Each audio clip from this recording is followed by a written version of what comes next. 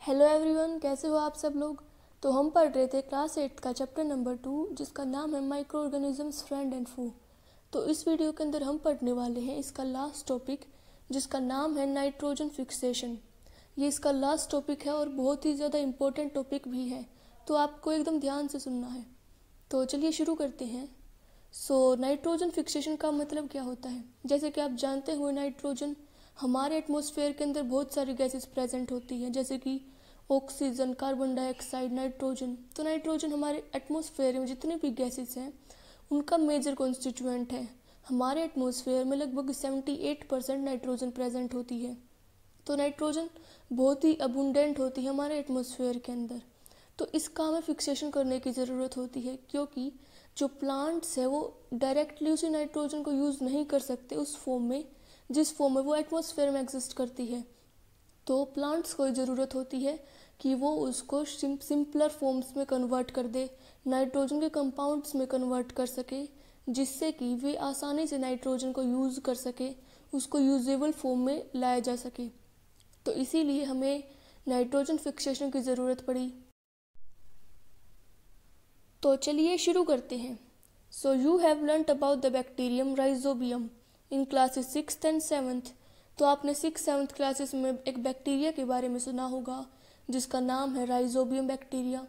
तो जो rhizobium bacteria है ये कुछ लेग्यूमिनस प्लांट्स जैसे कि पल्सिस, दाल वाले प्लांट्स को हम लेग्यूमिनस प्लांट्स बोलते हैं। तो ये जो राइजोबियम बैक्टीरिया है ये लेग्यूमिनस प्लांट्स के अंदर नाइट्रोजन को फिक्स करने का काम करता है। जैसे कि मैंने बताया, ये मतलब एटमॉस्फेयर से नाइट्रोजन को लेके उसको नाइट्रोजन के कंपाउंड्स में कन्वर्ट कर देता है, जैसे कि अमोनिया, और उस फॉर्म में प्लांट्स नाइट्रोजन को एब्जॉर्ब कर पाते हैं।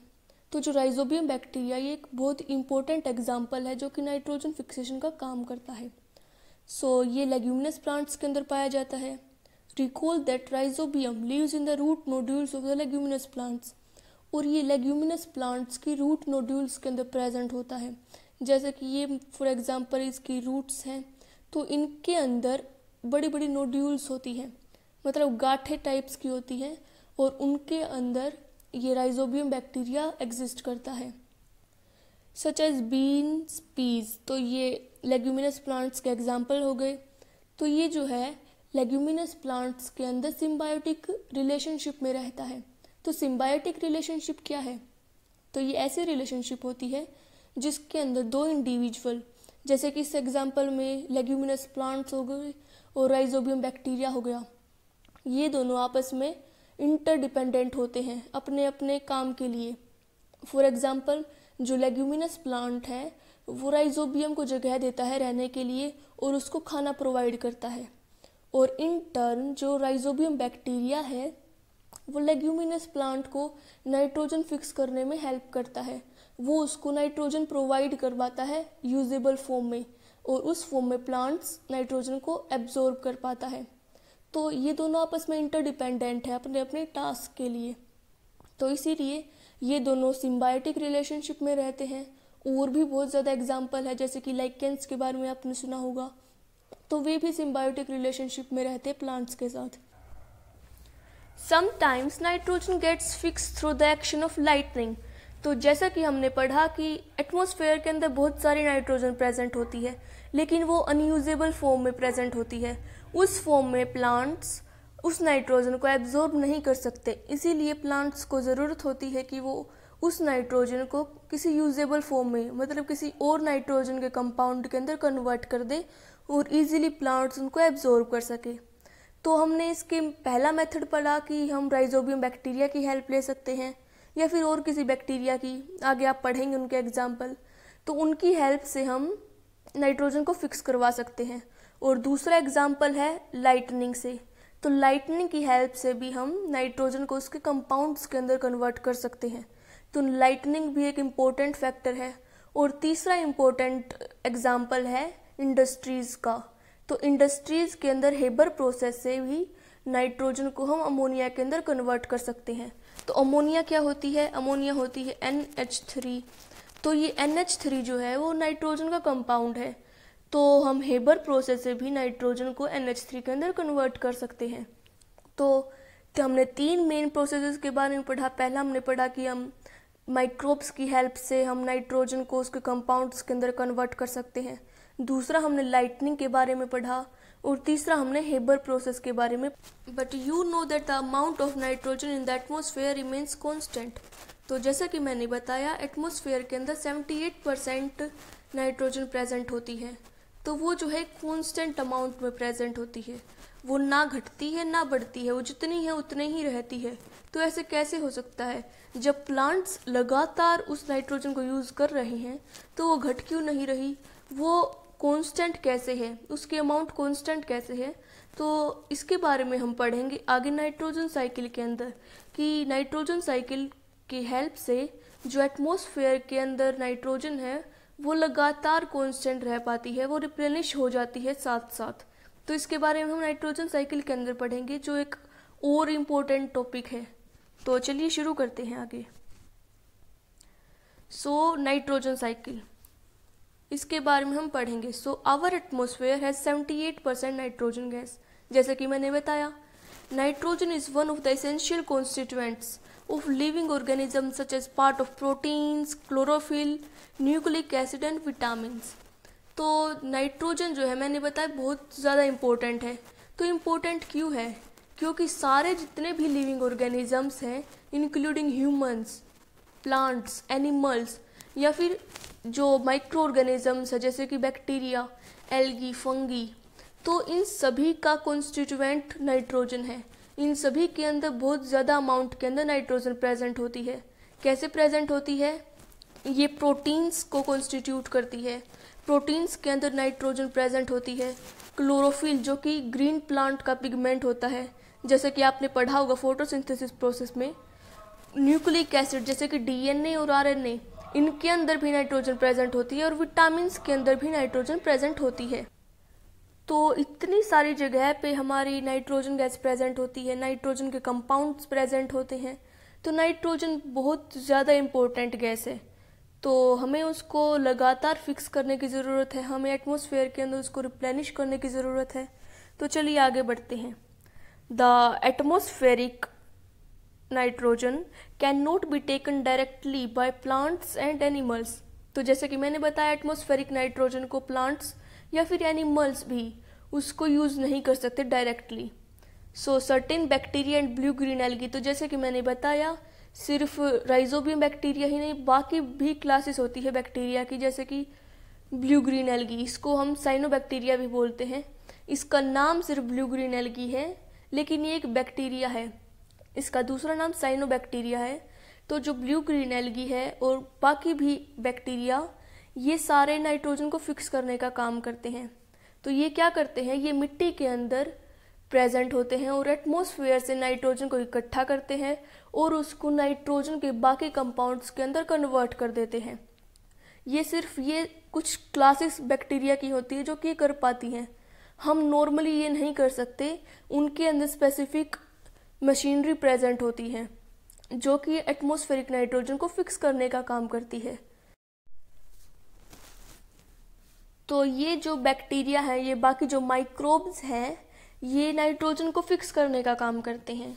एक बार अगर नाइट्रोजन कंपाउंड्स के अंदर कन्वर्ट हो गई, जो कि यूजेबल कंपाउंड्स हैं, जो कि प्लांट आसानी से यूटिलाइज कर सकते हैं, तो प्लांट्स इनको अपने रूट सिस्टम से उनको एब्जॉर्ब कर लेते हैं। क्योंकि जैसे कि मैंने बताया, जो कि ये बैक्टीरिया थे, राइजोबियम बैक्टीरिया हो गया, ब्लू ग्रीन एल्गी हो गई, ये मिट्टी के अंदर प्रेजेंट होते हैं। और जैसे कि राइजोबियम बैक्टीरिया जो है लेग्यूमिनस प्लांट्स की रूट्स के अंदर प्रेजेंट होता है और रूट मिट्टी के नीचे होती है। तो ये मिट्टी के अंदर ही नाइट्रोजन को फिक्स कर देते हैं और उन्हीं नाइट्रोजन के कंपाउंड्स को, जो कि मिट्टी के अंदर होते हैं, उनको प्लांट्स यूटिलाइज कर लेते हैं, उनको यूज़ कर लेते हैं। और बाकी अपने, जो कि मैंने बताया, ये यूज़ होते हैं प्रोटीन्स की फॉर्मेशन में, ये यूज़ होते हैं क्लोरोफिल की फॉर्मेशन में, ये यूज़ होते हैं अपने बाकी कंपाउंड्स की फॉर्मेशन में, जैसे कि न्यूक्लिक एसिड, डीएनए और आरएनए। तो उनकी फॉर्मेशन में, उनकी सिंथेसिस में प्लांट्स उस नाइट्रोजन को यूज़ कर लेते हैं। तो इस तरह प्लांट्स के पास पहुंच जाती है नाइट्रोजन, जो कि वो डायरेक्टली एटमॉस्फेयर से गैदर नहीं कर सकते थे। तो उन्होंने सिम्बायोटिक रिलेशनशिप की हेल्प से, राइजोबियम बैक्टीरिया की हेल्प से नाइट्रोजन को फिक्स करवा लिया। अब प्लांट्स के पास तो नाइट्रोजन पहुंच गई, तो उसके बाद क्या होता है, उसके बाद कुछ एनिमल्स होते हैं जो कि प्लांट्स को खाते हैं, जैसे कि हर्बीवोरस एनिमल्स वो एनिमल्स होते हैं ना जो कि प्लांट्स को खाते हैं, जो प्लांट्स को फीड करते हैं। तो हर्बीवोरस एनिमल्स जो होते हैं वो प्लांट्स को खा लेते हैं, और जो कि नाइट्रोजन के कंपाउंड्स थे जो कि प्लांट के अंदर प्रेजेंट हैं उनको एनिमल्स खा लेते हैं और वो एनिमल की बॉडी के अंदर चले जाते हैं। लेकिन इवेंचुअली क्या होता है, जो प्लांट्स होते हैं या एनिमल्स होते हैं वो मर जाते हैं, या फिर जिन एनिमल्स ने उन प्लांट्स को खाया था वे एक्सक्रीशन करेंगे, उन्होंने जो खाना खाया था उस वेस्ट को वे बाहर निकालेंगे, और एक्सक्रीशन की मदद से भी या फिर जब वे मर जाते हैं प्लांट्स और एनिमल्स, तो जो नाइट्रोजन के कंपाउंड्स उनकी बॉडी में है वे डिस्ट्रॉय नहीं होते, वे मिट्टी के अंदर चले जाते हैं जैसे ही वे प्लांट्स एनिमल्स मरते हैं या फिर जैसे ही प्लांट्स एक्सक्रीशन करते हैं। तो लास्ट में क्या हुआ, जो भी कंपाउंड्स थे वो फिर से मिट्टी के अंदर चले जाते हैं। सो बैक्टीरिया और जो फंगी मिट्टी के अंदर प्रेजेंट होते हैं वो नाइट्रोजन के वेस्ट को, जो कि उनकी डेथ से या फिर उनके एक्सक्रीशन से मिट्टी के अंदर चले गए हैं, तो उनको हम नाइट्रोजन वेस्ट बोलते हैं। तो कुछ बैक्टीरिया और फंगी मिट्टी के अंदर प्रेजेंट होते हैं और वे उन्हीं नाइट्रोजन के वेस्ट को मिट्टी में से उठा के और नाइट्रोजन के कंपाउंड्स के अंदर कन्वर्ट कर देते हैं, जो कि प्लांट्स यूज़ कर सकते हैं। तो बैक्टीरिया ने एक काम किया जो कि एटमॉस्फेयर से जो अनयूजेबल नाइट्रोजन थी उसको नाइट्रोजन के कंपाउंड्स के अंदर कन्वर्ट कर दिया, और दूसरा उन्होंने काम किया कि जो नाइट्रोजन वेस्ट थे जो कि प्लांट एनिमल्स जब मरे तो उनकी डेथ से वो मिट्टी के अंदर चले गए, या फिर जब एनिमल्स ने एक्सक्रीशन किया तो वे नाइट्रोजन के कंपाउंड्स मिट्टी के अंदर जाके नाइट्रोजन वेस्ट बन गए। तो ये बैक्टीरिया और फंगी उन्हीं नाइट्रोजन के वेस्ट को दोबारा से यूजेबल नाइट्रोजन के कंपाउंड्स के अंदर कन्वर्ट कर देते हैं और उन्हीं को प्लांट्स दोबारा यूज कर लेते हैं। Certain other bacteria convert the some part of them to nitrogen gas which goes back into the atmosphere।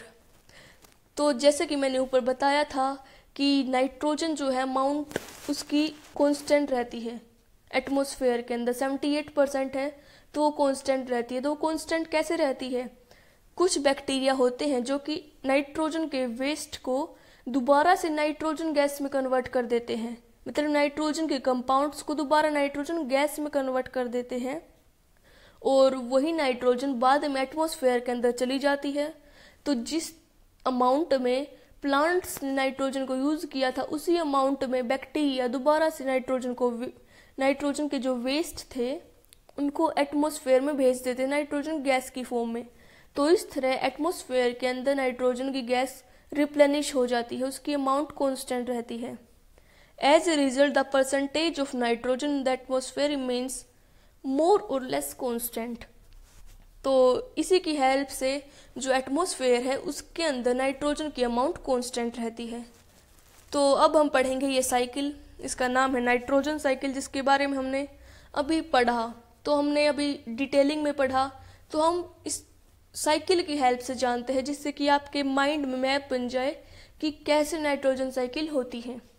तो सबसे पहले यहाँ पे एटमॉस्फेरिक नाइट्रोजन है जो कि एटमॉस्फेयर में प्रेजेंट थी। तो मैंने बताया ये दो मेथड से हम मेनली उनको नाइट्रोजन के कंपाउंड्स के अंदर कन्वर्ट कर सकते हैं। तीसरी जो प्रोसेस थी वो हेबर प्रोसेस थी इंडस्ट्रीज़ के अंदर। तो दो मेन प्रोसेस जो कि नेचुरली होती है, एक होती है लाइटनिंग और दूसरी होती है कुछ माइक्रोब्स की हेल्प से।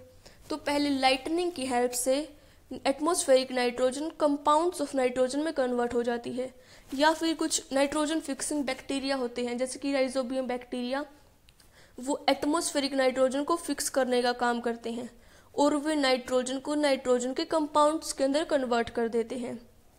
तो दोनों ही प्रोसेस से नाइट्रोजन जो है वो नाइट्रोजन के कंपाउंड्स में कन्वर्ट हो गई।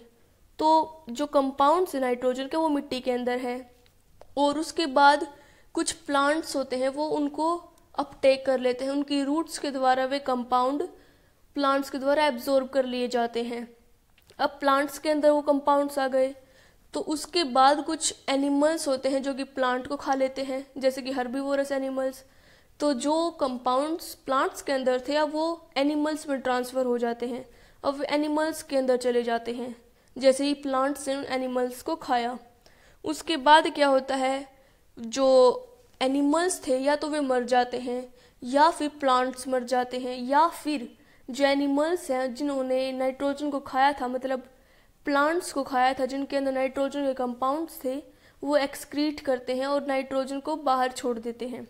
सो nitrogen waste from excretion and death, तो एक्सक्रीशन से भी और डेथ से भी, तो इन दोनों ही की मदद से जो कंपाउंड्स थे नाइट्रोजन के, वो दोबारा मिट्टी के अंदर चले जाते हैं नाइट्रोजन वेस्ट की फॉर्म में। और नाइट्रोजन के उन्हीं वेस्ट को कुछ बैक्टीरिया होते हैं जो कि दोबारा यूजेबल नाइट्रोजन में कन्वर्ट कर देते हैं, और वही साइकिल फिर से चलती रहती है। फिर वे प्लांट्स को एनिमल्स खाएंगे और एनिमल्स प्लांट्स मर के दोबारा से नाइट्रोजन वेस्ट को मिट्टी के अंदर डाल देंगे और दोबारा से प्लांट्स उनको एब्जॉर्ब कर लेंगे, जैसे ही वो नाइट्रोजन के कंपाउंड्स यूजेबल फॉर्म में कन्वर्ट होंगे। तो ये साइकिल ऐसे ही चलती रहती है।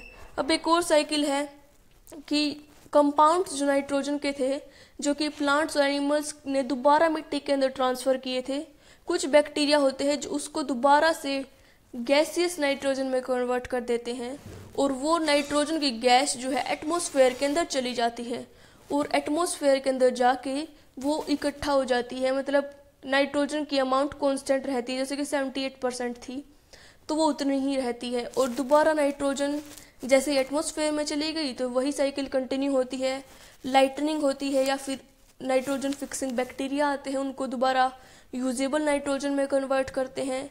तो ये साइकिल ऐसे ही चलती रहती है। तो ये थी नाइट्रोजन साइकिल।